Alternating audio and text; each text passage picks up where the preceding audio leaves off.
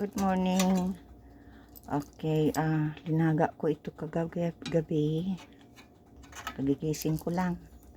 At ito maluto ako ng sinabawan baka. Tingnan mo ang mga ito see? Ang taba ng baka. Kaya linagay ko muna sa fridge. Linaga ko.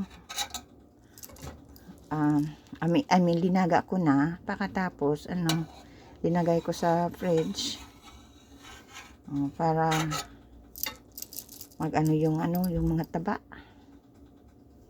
Imagine na makain mo ito. At, yung mga taba, mahalagang dyan sa iyong, sa tiyan. At,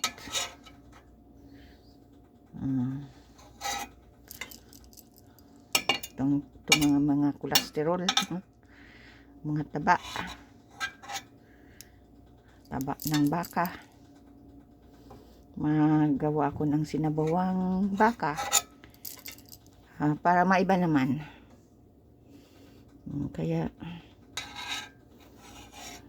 itong mga taba, kaya na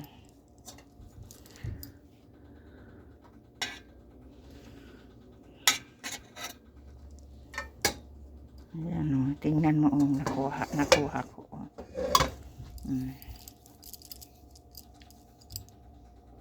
Yan mga taba ng karne baka, linaga ko.